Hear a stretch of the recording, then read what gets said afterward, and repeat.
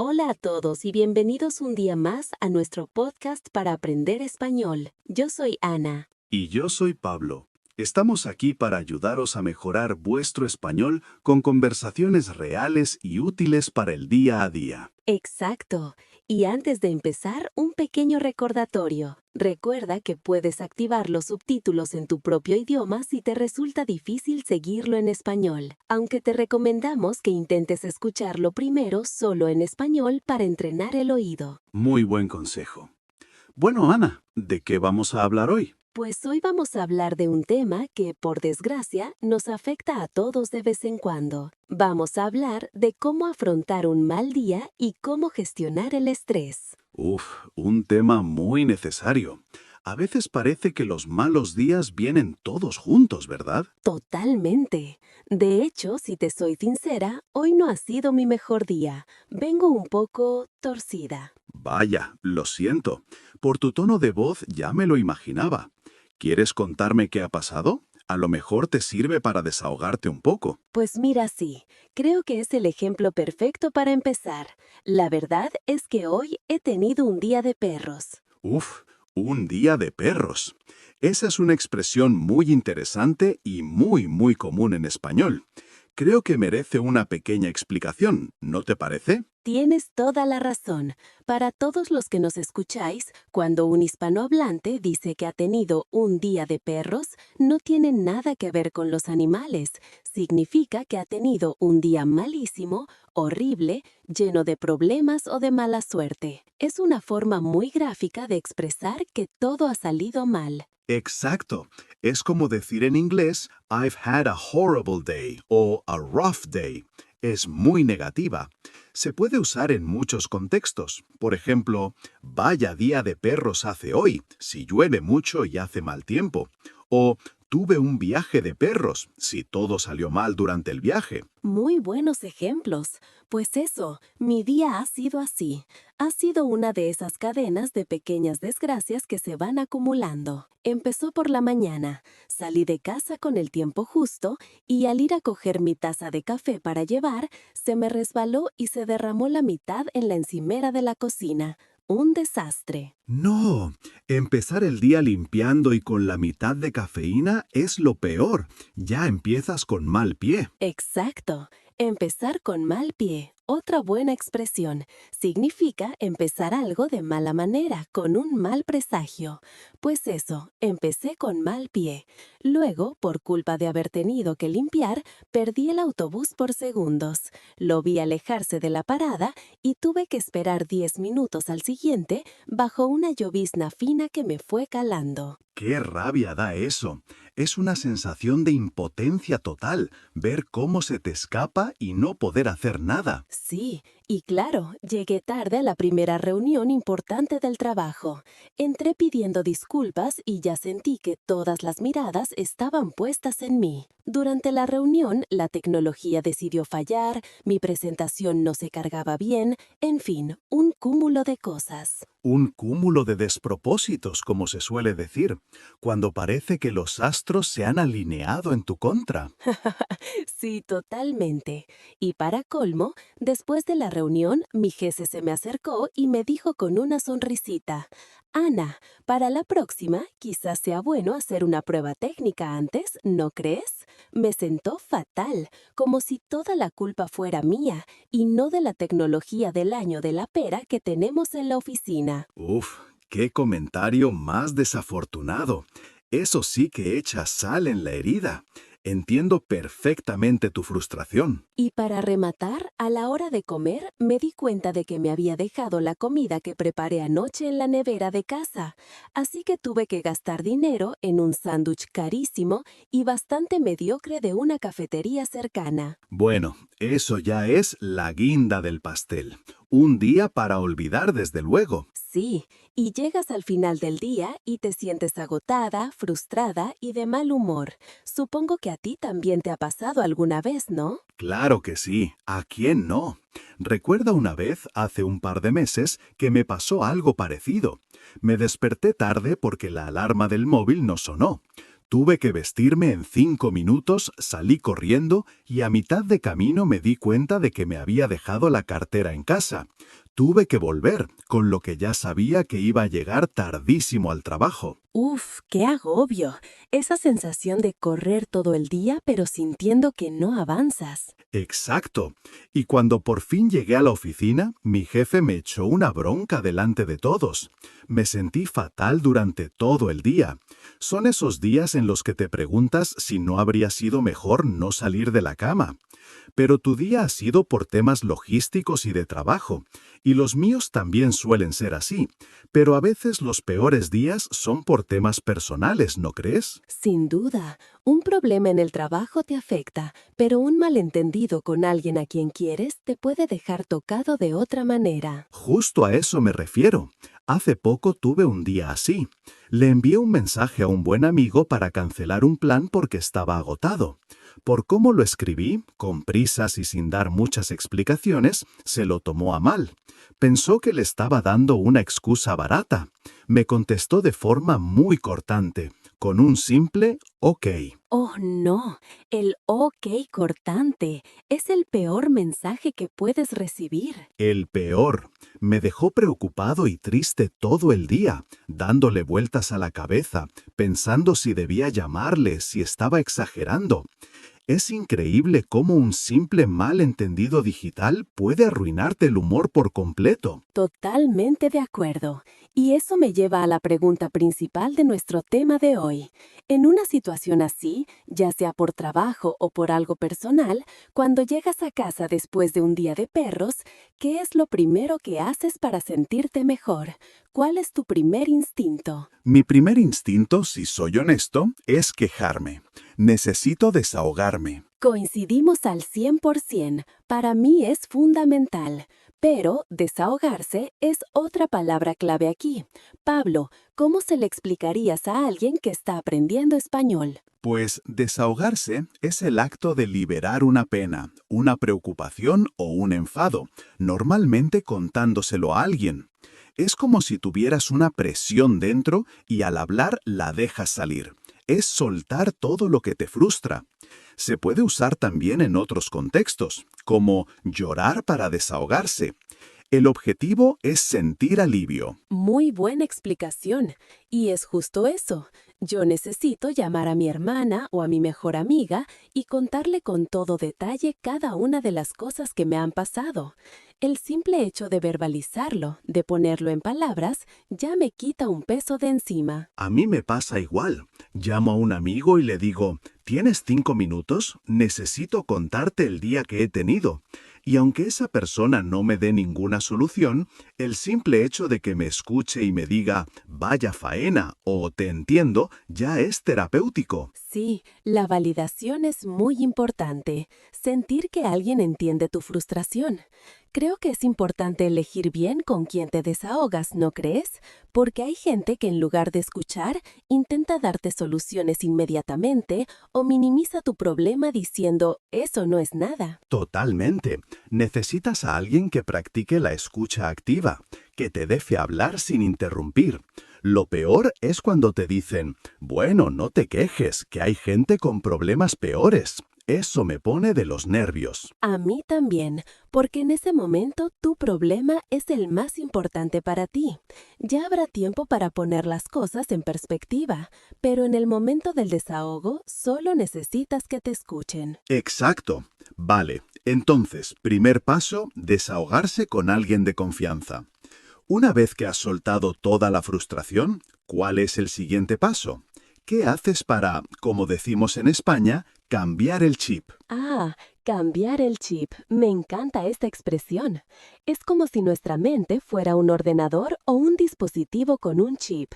Cambiar el chip significa cambiar de mentalidad, de actitud o de enfoque. Pasar de un estado mental negativo a uno más positivo o al menos neutro. Justo. Entonces, ¿cómo cambias el chip después de un mal día? Pues mis métodos suelen ser bastante tranquilos, más bien pasivos. Lo que mi cuerpo me pide es desconexión y confort.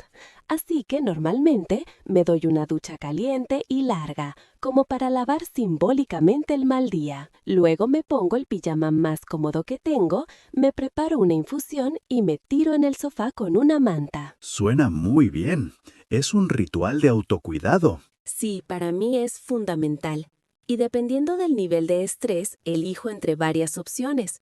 O me pongo a leer un libro que me tenga muy enganchada para sumergirme en otra historia y olvidarme de la mía, o me pongo un capítulo de una serie de comedia, algo ligero que no me haga pensar mucho y que me saque una sonrisa. Entiendo. Buscas evasión.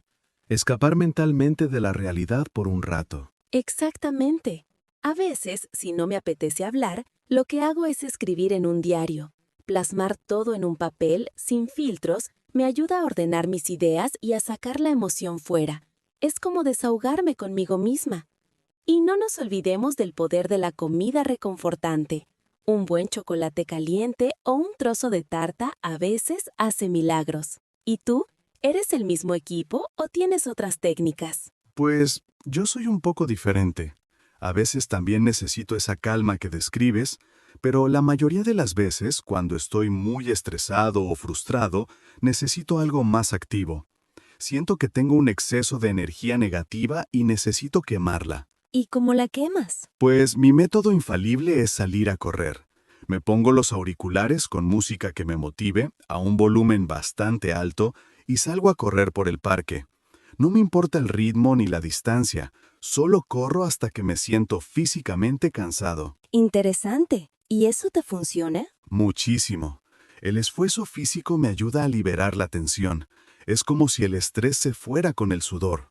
Cuando vuelvo a casa, estoy agotado físicamente, pero mentalmente estoy mucho más despejado y tranquilo.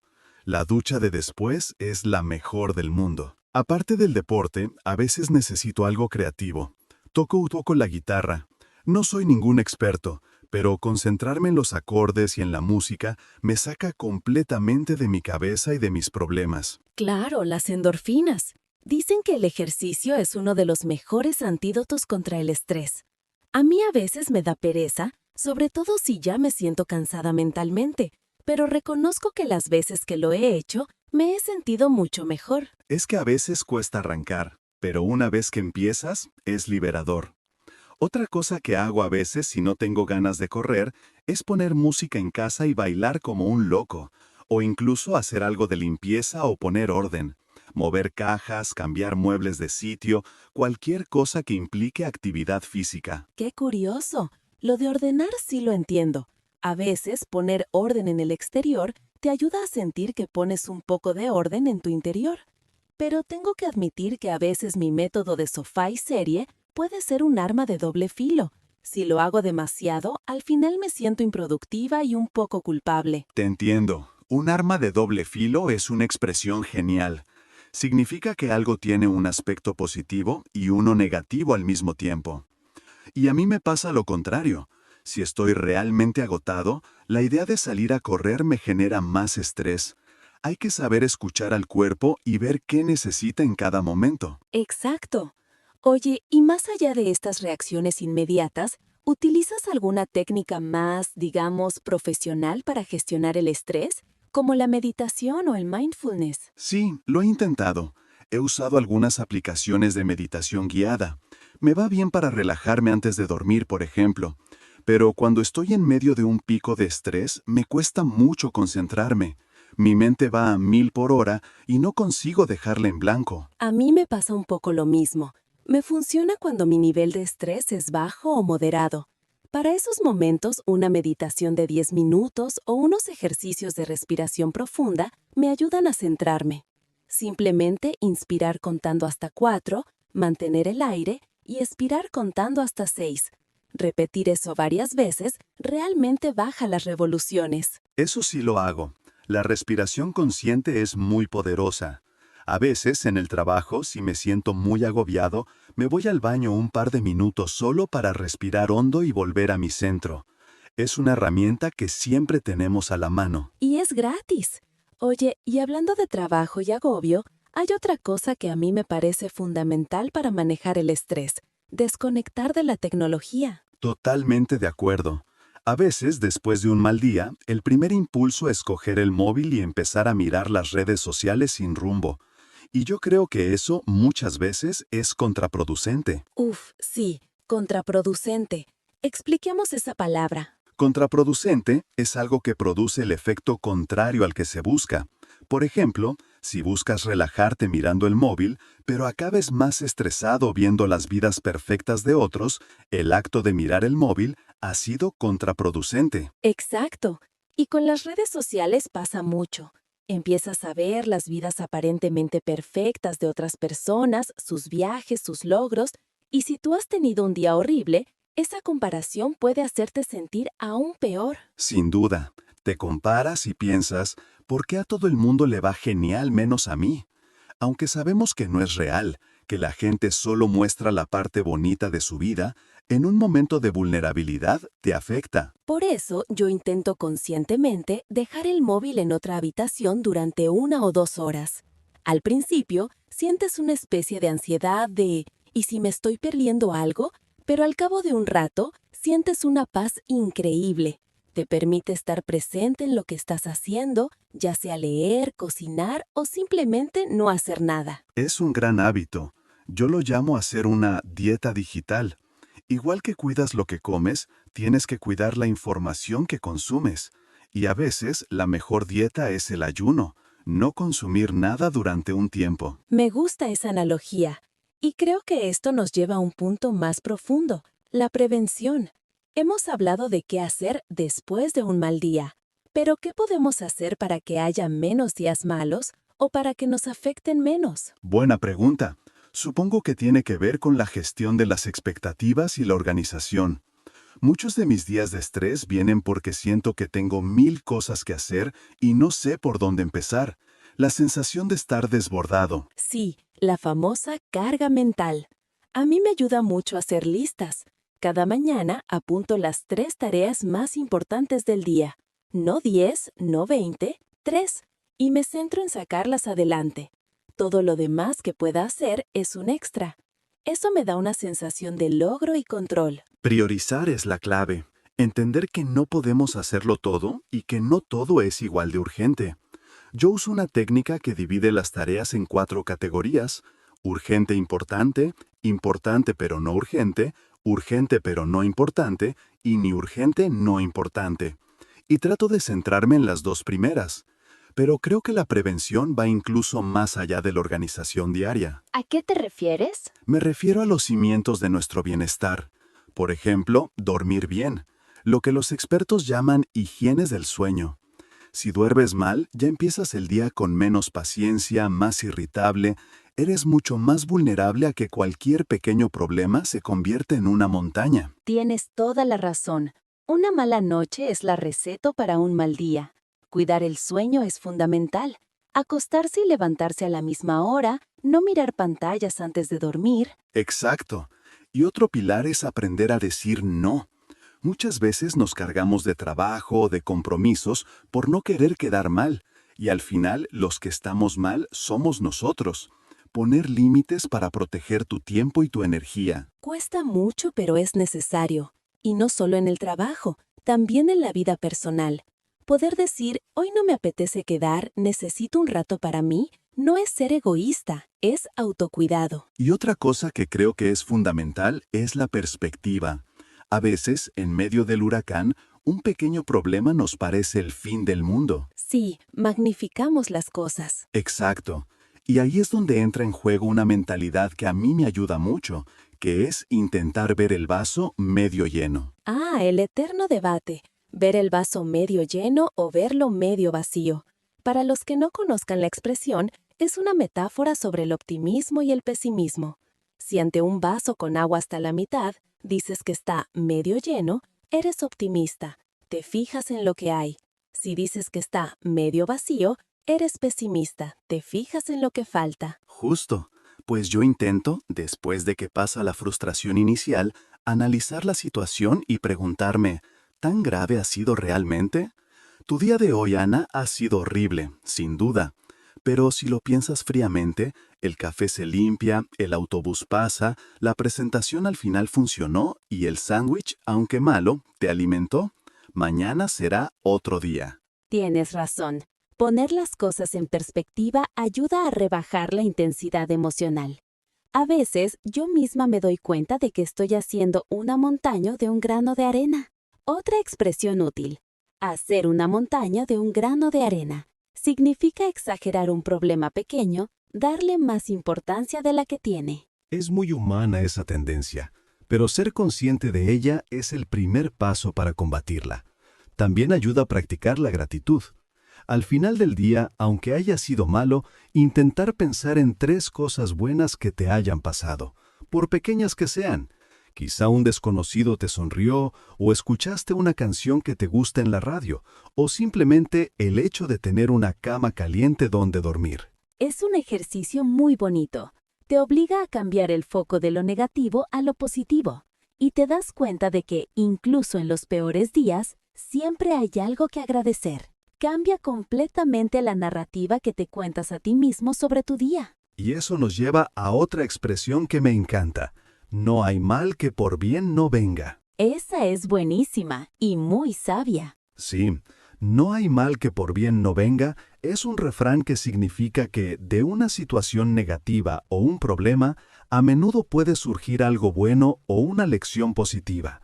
Es la idea de que siempre se puede sacar algo bueno de lo malo. Por ejemplo, quizá el hecho de que perdieras el autobús te hizo encontrarte con un viejo amigo en la parada del siguiente, o que la presentación fallara te obligó a improvisar y descubriste que eres mejor comunicando sin diapositivas. Exactamente, buscar el aprendizaje o la oportunidad oculta en la adversidad. No siempre es fácil y a veces no es inmediato, pero con el tiempo casi siempre se encuentra algo. Oye, Ana, hemos hablado mucho de qué hacer cuando el mal día nos pasa a nosotros, pero ¿qué haces cuando es un amigo el que te llama porque ha tenido un día de perros? ¿Cómo le ayudas? Esa es una pregunta muy importante y muy buena. Lo primero, sin duda, es aplicar lo que pedimos para nosotros. Escuchar de verdad. Dejar el móvil, mirarle a los ojos si estáis en persona y prestarle toda tu atención. No interrumpir para contar tu propia historia. Totalmente de acuerdo. El error número 1 es decir, pues eso no es nada, escucha lo que me pasó a mí. Hay que hacer que ese momento sea sobre la otra persona, no sobre ti. Yo suelo usar frases que validen su emoción, como entiendo que te sientas así, eso suena muy frustrante, o simplemente estoy aquí para lo que necesites. Sí, validar es la clave. Que la persona se sienta comprendida y no juzgada. Lo peor que puedes decir es no es para tanto o anímate, porque en ese momento la persona no puede animarse sin más, y ese comentario solo le hace sentir peor, como si sus sentimientos no fueran válidos. Exacto. Después de escuchar y validar, creo que es bueno ofrecer compañía o una distracción, pero sin presionar. Por ejemplo, decir, oye, si te apetece podemos ir a dar un paseo, o ¿quieres que pida una pizza y vemos una película? Darle opciones para que elija, para que sienta que tiene algo de control. Me parece perfecto. Y a veces el humor puede ser un buen aliado, pero hay que saber usarlo. Si la persona está muy mal, un chiste puede sentar fatal. Pero si ya se ha desahogado un poco, enviar un meme gracioso o contar una anécdota divertida puede ayudar a romper el bucle de negatividad y sacarle una sonrisa. Tienes razón, hay que leer la situación.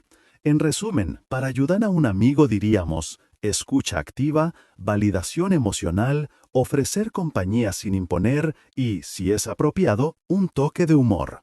Al final, se trata de hacerle saber a esa persona que no está sola. Has hecho un resumen perfecto, y creo que es un punto muy importante para terminar de redondear el tema. Al final, gestionar los malos días, tanto los nuestros como los de los demás, es una habilidad social fundamental. Desde luego, y con todas estas ideas creo que hemos creado un buen kit de primeros auxilios emocionales. Desahogarse, hacer algo que te guste activo o pasivo, respirar, desconectar, relativizar, aprender y apoyar a los demás. Y precisamente por eso, porque cada kit es personal, creo que sería muy interesante conocer las herramientas de las personas que nos escuchan. Gran idea. Es el momento de la interacción. A todos vosotros que estáis ahí escuchando o viendo este podcast, nos encantaría que nos contarais vuestros trucos. Sí, por favor. Dejadnos un comentario aquí abajo y contadnos, ¿cuál es vuestra técnica infalible para superar un mal día? ¿Qué haces para combatir el estrés? Puede ser algo que hemos mencionado o algo completamente nuevo. Así aprendemos todos de todos. Seguro que salen ideas geniales. Y también nos podéis contar alguna anécdota de vuestro peor día de perros. Seguro nos reímos o nos sentimos identificados. Jaja, sí, un concurso de desgracias. Bueno, Pablo, la verdad es que después de esta conversación ya me siento mucho mejor. Hablar de ello, analizarlo y compartir ideas me ha ayudado a cambiar el chip. Me alegro muchísimo. Ese era el objetivo. Al final, una buena conversación es una de las mejores terapias. Sin ninguna duda. Bueno, pues creo que con todas estas ideas ya hemos cubierto bastante bien el tema. Espero que a todos en casa os haya resultado útil y os dé algunas ideas para la próxima vez que tengan un día torcido. Seguro que sí. Y recordad que tener un mal día es normal. No hay que sentirse culpable por ello. Lo importante es ser amables con nosotros mismos y permitirnos sentirnos mal para luego poder recuperarnos. Un último gran consejo. La autocompasión es clave. Bueno, pues se nos ha pasado el tiempo volando, como siempre. Es verdad. Pues nada, llegamos al final de nuestro episodio de hoy. Muchísimas gracias por escucharnos y por acompañarnos una vez más. Si te ha gustado este diálogo y te ha parecido útil para tu aprendizaje del español, no te olvides de darle a me gusta y, muy importante, suscribirte a nuestro canal para no perderte los próximos episodios. Y como siempre decimos, vuestra opinión es muy importante para nosotros. Si tenéis alguna sugerencia para futuros temas o cualquier comentario sobre el podcast, dejádnoslo en los comentarios. Nos encanta leerlos. Pues sí, nada más por hoy. Cuídate mucho, Pablo. Tú también, Ana, y espero que mañana tengas un día mucho mejor. Seguro que sí. Después de esto, borrón y cuenta nueva. Hasta la próxima a todos. Adiós a todos. Nos vemos en el siguiente video.